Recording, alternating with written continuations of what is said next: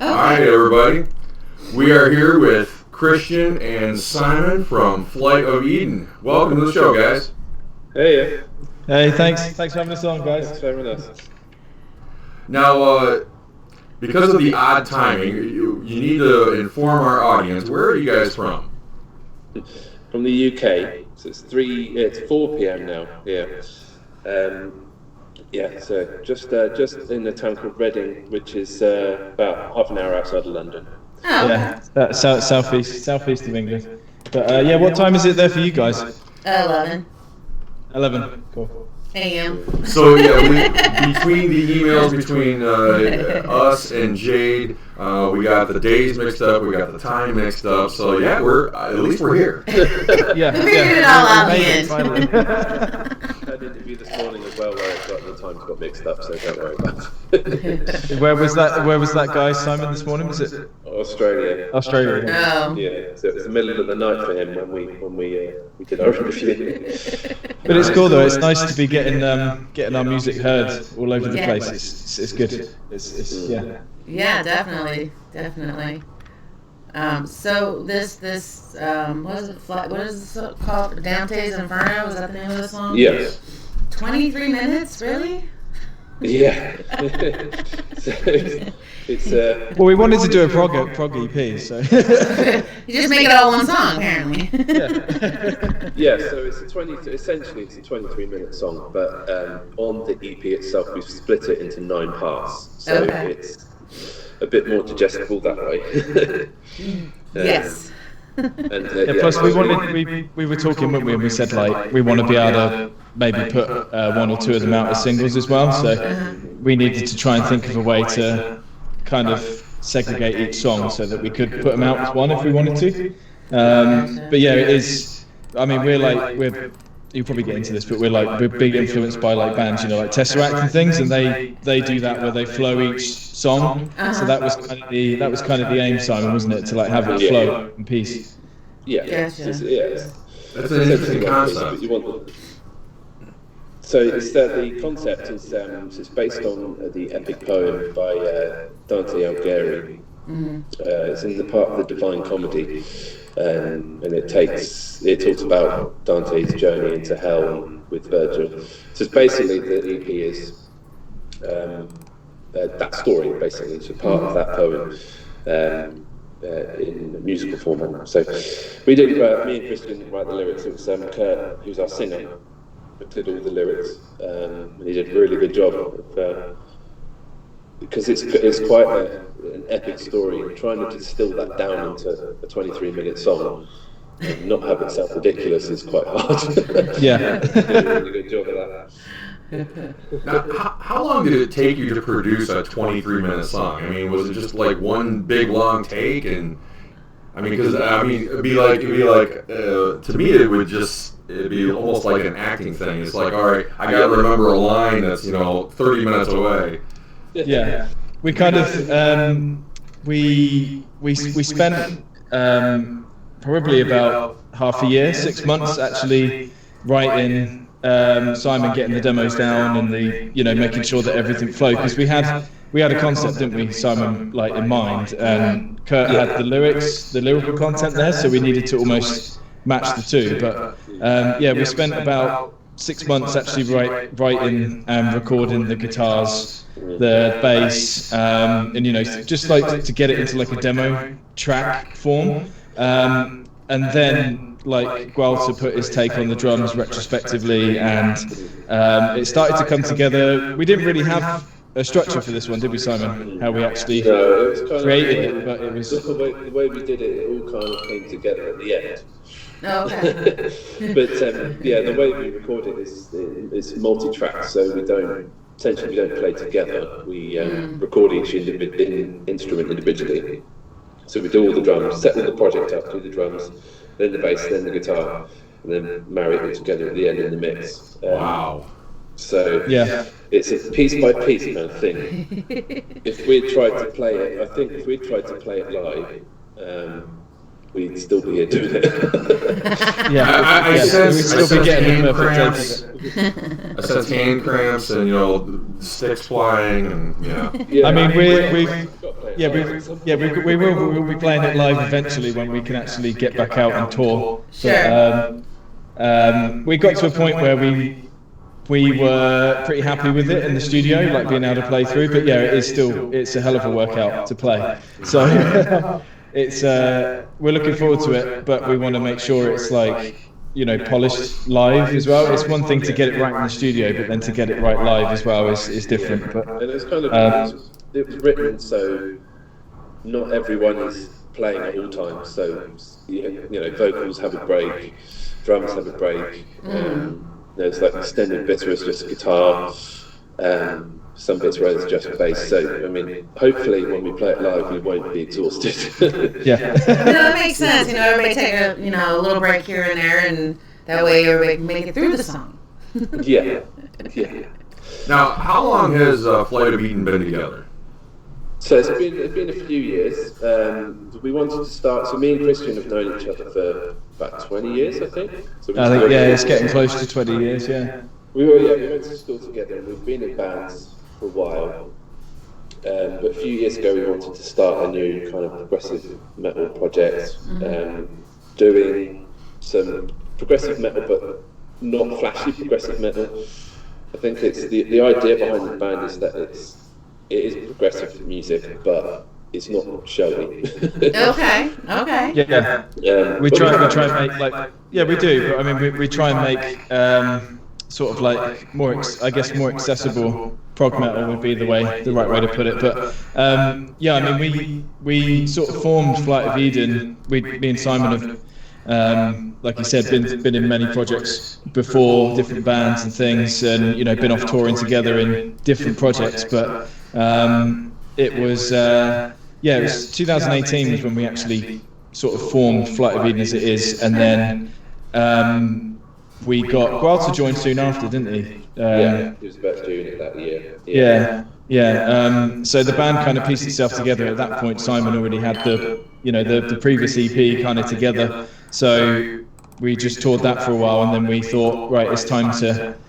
We did a heavy, Transitions was our heavier side, and we wanted to do the proggier side. So when we next come around to do an actual album, hopefully at some point, it will be a mixture of both. So hopefully it will please both sets of fans. Yeah. Cool. Yeah, absolutely. Something else that we noticed is that you guys aren't exactly 20. You guys are like us. And that was one of the reasons why we wanted to reach out and talk to you guys. Is these guys are our age. Maybe not our age, but close. Well, I think I don't know how old you guys are, but Kurt's the age disparities. How old's Kurt? He's going to kill me if I get this wrong. I think he's 37, 38. 37 and Gual is 34, 35? Yeah. And then we're the young ones, yeah. But yeah, so we're all in like, early to late 30s, so yeah. I mean, that's cool. Yeah, I mean we've been doing like I said, we've been doing all this for quite a while. Kurt, before he joined us and before we got close as friends, he was in a band called Naya and did Bloodstock and touring and all that stuff. Simon's been in loads of projects and done a load of studio stuff. He's joined me on tour with my previous band Brutai, and we did like Download and loads of touring. So we've all done it separately, but now it's time to sort of combine it and do it all together with our. It seems crazy that we went to school together and we're still actually writing music together, but that's pretty cool. No, that is definitely cool. Now, what is the worst thing that has ever happened to you guys while performing? Ooh, while performing? That was the time you nearly threw up on me, Christian. Oh boy. Yeah. That's not good. We did. That was a Battle of the Bands or something, wasn't it? Like years ago. I was really ill. That wasn't Black Beat, I think. I was really ill, and we decided to, the show must go on. I took some paracetamol, hit the stage, and then just at the last breakdown when we were all headbanging, I threw up in my mouth. But Simon was stood right in front of me, so if I let it out, it was going to go all over him. So I had to swallow it down. It wasn't Ew, you poor thing. Yeah. The things we do for our friends. Simon, you should have taken one for the team. What was the? There was that story of Kurt in his playing that festival and getting everyone to jump. Do you remember that one, Simon? Yeah, I think so. Yeah. Yeah, it's Kurt in a previous band was, if we're talking like embarrassing stuff, he was playing a festival and he was trying to get the crowd going. He's told this story to us a few times, and telling everyone to jump, keep jumping, and then a few guys at the back weren't jumping. So before the next song started, he said, "You guys at the back being lazy, you really need to get up and jump," and they were in wheelchairs. So he after that he apologised, but yeah, we always rib him for that story. Ouch! Okay, that is probably the funniest bad luck story I've heard. Yeah, we always say to him before our gigs now that check the audience before we start playing. Absolutely. He's the loveliest guy as well, Kurt. You would never do that. No, he is. No, I totally get that. He's such a gentle giant, so he's like. Yeah. Oh gosh. That is crazy. Apparently, Toodles wants to get in on this. No.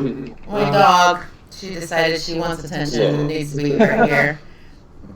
All right. So, what's your guys' drink of choice?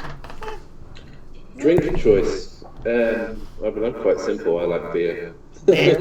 Christian's into his whiskies and everything, aren't you? Yeah, I like a good rum and coke as well. Nothing wrong with that. I drink a good whiskey and coke, so. Yeah. But I think someone tried to catch us out in a previous interview, didn't they, Simon, saying what's a lemmy, and we said whiskey and coke. You remember that? No, there's it's a lemmy, it's going to be whiskey. Say hi. Here's the puppy. Pain. And she wants attention. We're not, we're usually down here giving her pretzels and stuff, so she's like, "Where's my pretzels?" Awesome. Yeah. She's the dog. She's the official dog of the show, and she gets spoiled. Okay, so this EP, has it been released, or is it waiting to be released? Yeah, no, it's released April 9th, which was intentional, the date, because the story of the EP, the whole thing starts on Maundy Thursday, which is April the 9th this year. So we decided to release it on that day, which was quite a nice little coincidence that it was finished before we were ready to do that. But it's been out for a month or so, and the reception we've got has been amazing so far. Yeah, Cool. The reviews coming in have all been sort of 4s out of 5s and 9s out of 10s, which is just crazy. But it's been a bit of a weird time, obviously, because we had a tour planned as well, and we can't do any of it. So we're trying to sort of keep creative on how we can keep the hype going when we're not actually out like playing it for people. So Yeah. And this is one of the ways to do it. You're not Yeah, getting exactly, that. yeah, I'm yeah. sorry. You're not a lapdog, regardless of what you think. Sorry. She's decided she just needs all the attention. Now, Yeah, so we're working on like online stuff at the moment, aren't we, Christian? Like some playthrough, like Walter's just done a drum playthrough of a couple of the parts. I'm working on some guitar stuff, just to put on YouTube, so we've got some content to post. So like Christian said, we would be gigging a lot at the moment. Yeah. But everywhere's shut down in the UK, like most places. So Yeah. we're not sure if we're going to be able to gig at all this year in the UK. Yeah, everything's pretty much up in the air still. I know we're supposed to be part of a festival at the beginning of August in Michigan, and we're like, "Are you sure?" And they're like, Yeah. So far, yeah. I'm like, okay. Yeah. So who Yeah. knows when we're going to be able to get out there again. But just got to think of creative ways to keep the buzz going, I think. Yeah. I mean, we're obviously all missing it, but we're trying to sort of take the time to, like Simon said, work on stuff for this EP, and then also, we've started writing some ideas for the next one, like just so we got some stuff there. But Gualter's class as a key worker here as well. He works in the NHS, so he's not being able to play any drums because all of his time's just taken up at the hospital. So Well, yeah, they're kind of in demand right now. yeah, so it's weird. It's like everything's on pause, but not like online. Yeah. Like, so it's a bit of a weird time. Yeah, it's when definitely you're locked weird. down, when you're locked down, you suddenly find yourself with loads of free time to write music. So Yeah. at the end of it, you probably have loads of stuff. There is that. Yeah. There is that. Now, before all this BS happened, when you guys had downtime, what was an activity that you enjoyed doing? We're big gamers, aren't we, Christian? Yeah. Yeah. Do Video you mean games. together or like separately? Individually. Or? Together, individually, Yeah. whenever you have time. Well, individually, there. Simon said we're both gamers. Like me and my wife like to get out for walks with the dog and stuff like that. Nice. So we're pretty chill with our time. We'll get together for some gatherings, but collectively we had before this we had a studio space as well. Mm-hmm. So we'd all go together and just hang out and chill out. It was really nice. But yeah, obviously we can't do that now. But yeah, so we're all kind of into gaming, music, all that kind of stuff. So yeah, we just yeah. Well, then now you got to tell me, because it looks like your headphones are extremely expensive, so you got to tell me what game you're playing. What games am I playing at the moment? At the moment, I'm replaying through Fallout 4, actually. Yeah. Oh, my son would love you. At the moment, it's Fallout, but yeah, I was playing a bit of Call of Duty for a while, but yeah, I'm into my shooters. Simon's more into his Final Fantasy. You're probably the biggest fan I know. Just been finishing the new one came out, 7 remake, which was amazing. So I've just finished that, and I'm into all the big story-based stuff. Like Horizon as well, one of my favourites. We're both big Mass Effect fans as well. Yeah, Mass Effect. Yeah, or anything with good music in as well. Me and Simon tend to gravitate towards soundtracks and things. So yeah. Really interesting. So It's all Greek to me. I know. I don't play games. I'm like, you guys have fun. I'll just sit here and do other stuff. As far as the video, what was your favorite parts or the worst parts of making the video?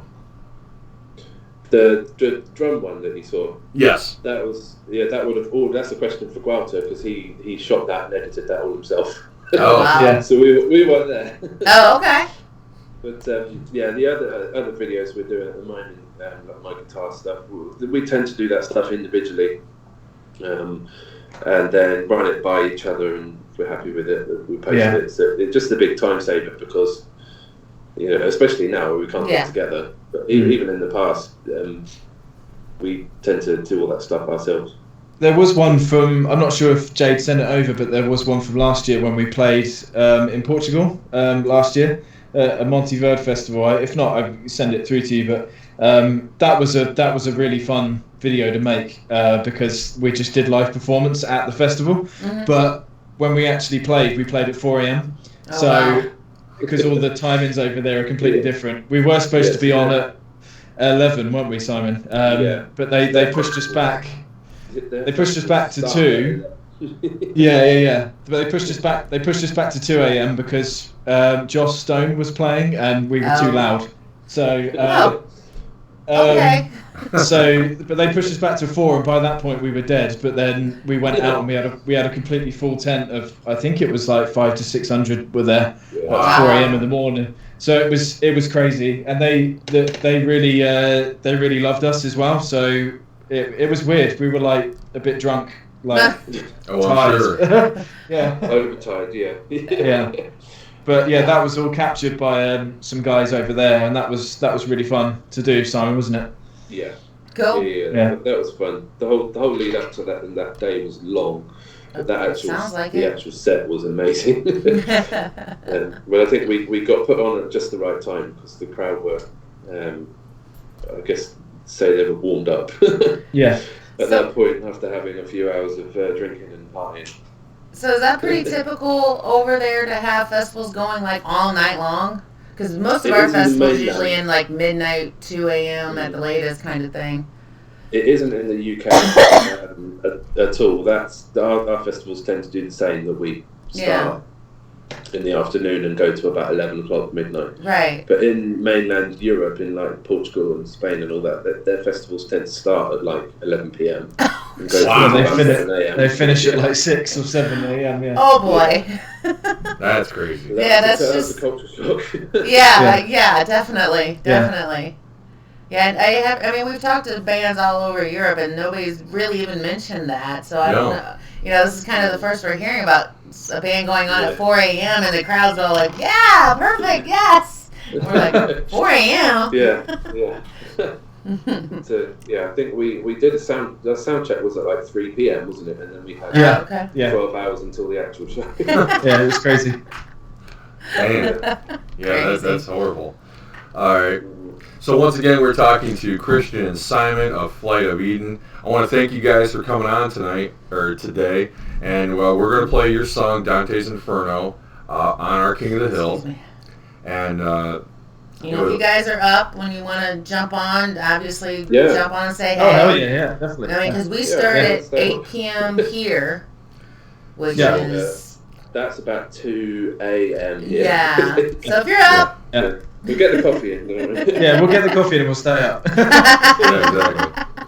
But yeah, thanks a lot, guys. And for you guys to be playing it all as well is really cool. So thank you. Yeah, absolutely. And then get your fans to vote. You guys can vote. Get 3 different platforms? Yeah, 3 different platforms: Instagram, Twitter, and Facebook. That I'll post the polls tomorrow, and then it'll run all week long, and can have everybody vote. Nice one. Awesome. Cheers.